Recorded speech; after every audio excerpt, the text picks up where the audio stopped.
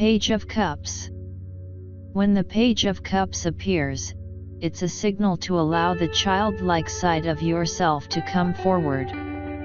Like most of the Cups suit, the Page is an uplifting and encouraging sign to receive in a tarot reading. It also can indicate that someone, likely someone who is younger than you, is coming your way before long with a message for you. In general, this card shows a need to play, to dream, to have a little fun. When this card appears, it sometimes means that you've been taking yourself far too seriously.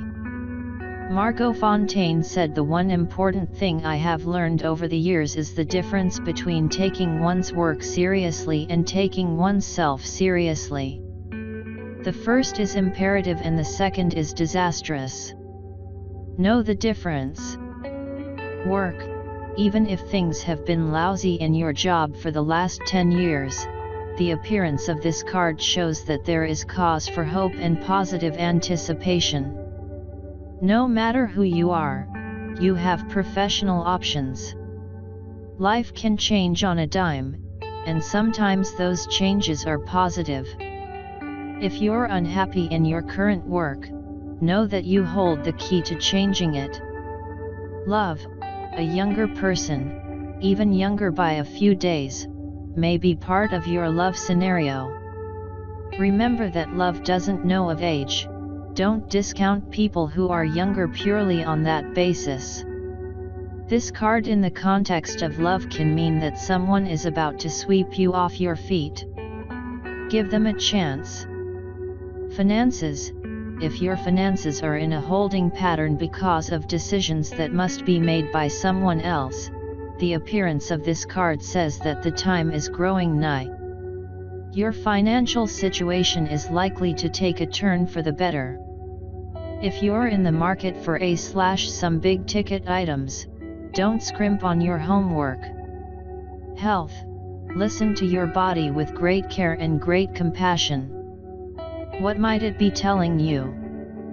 For example, if you're having back pain, are you carrying, literally or figuratively, too much? Spirituality. You may need to revisit your spiritual rituals if your traditions have begun to feel stale. It might be helpful to give yourself the time and space to consider if or where you can pursue new spiritual information that might be interesting to you. Explore. Read spiritual things from other traditions/belief systems than your own.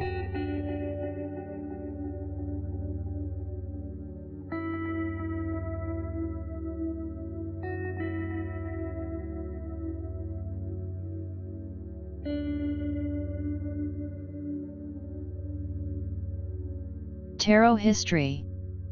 The history of the tarot is shrouded in mystery. Very little in the way of concrete information is known about its origin, although many things have been written about it. We will probably never know the truth, as fact and fiction seem to be irrevocably mixed nowadays. The tarot originated in northern Italy in the early 15th century, sometime between 1420 to 1440. Despite the fact that it is often attributed to originating from China, Egypt, India, or Morocco, to name just a few, there is absolutely no evidence that this is the case. Nor, as is often quoted, is there any evidence whatsoever that the tarot was brought to Europe by the Romanis. The name tarot is often attributed to being Egyptian, Hebrew, or Latin. This is not the case.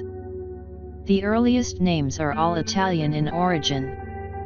The cards were originally called carte de triomphe.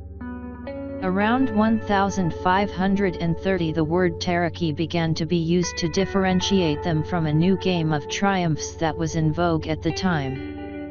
The etymology of this new word is unknown. The German variant was known as tarot and the French tarot. The symbolism for the tarot is drawn from the culture of medieval and Renaissance Europe. The tarot subjects are distinctive to European Christendom. The symbolism does not come from Egypt or any of the other exotic locales often mentioned. It is often stated that modern-day playing cards evolved from the tarot. This is not the case. Modern-day playing cards came to Europe courtesy of Islam. They were an adaptation of the Islamic Mamluk cards. They appeared quite suddenly in many different European cities between 1375 and 1378. These early cards had suits of cups, swords, coins, and polo sticks, and courts consisting of a king and 2 male underlings. The tarot adds the Fool, the trumps, and a set of queens to this system. Sometime before 1480, the French introduced cards with the now familiar suits of hearts, clubs, spades, and diamonds. The Joker is not original to either the early form of modern-day cards, or to the tarot, but instead originated in the USA around 1857 and was used as a wild card in poker as well as the highest trump in euchre. It is also often stated that the Catholic and Protestant churches outlawed the tarot and all who used it in an effort to stamp out so-called heretical teachings. This is not the case. The Inquisition documented what the Church considered as evidence of heresy in great detail. The tarot was not even mentioned. After the Reformation, less controversial images for the Pope and Papess were substituted by card makers as the Church had objected to the original images. It is often said that the tarot was not used as a divination tool prior to 1781. The tarot was used as early as the 16th century to compose poems describing personality characteristics. There is historical evidence that in one case at least these verses were presented as relating to the person's fate. In other words, divination. Divinatory meanings were assigned to the tarot in Bologna in the early 1700s, and this is the first unambiguous evidence of tarot divination. Ordinary playing cards were connected with divination as early as 1487. It is not unreasonable to think that the tarot was also. The tarot has often been attributed with being a pillar of Western esoterica occultism. This is certainly not the case. The first occult writers to discuss the tarot were Court de Gabellin and the Comte de Melot in 1781. The tarot was not mentioned in any occult work for the first 350 years of its existence.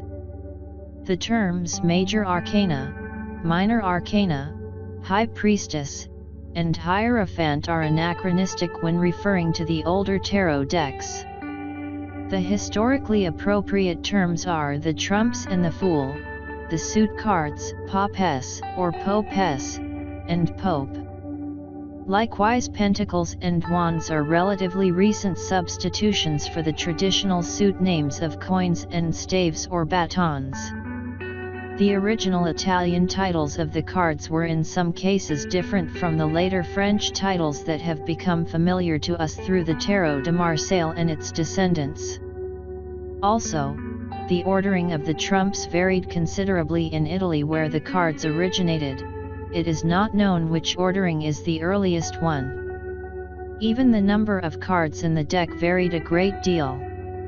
So care should be used in making statements about the original meaning of the cards based on the familiar titles and ordering. Many believe that the Waite-Smith Tarot is the original, standard, or most authentic tarot deck in existence. This is absolutely untrue. The Waite-Smith/Rider-Waite deck was created in 1909. Not even 100 years ago, making it a relative newcomer in the almost 600-year history of the tarot. There is actually no definitive version of the tarot.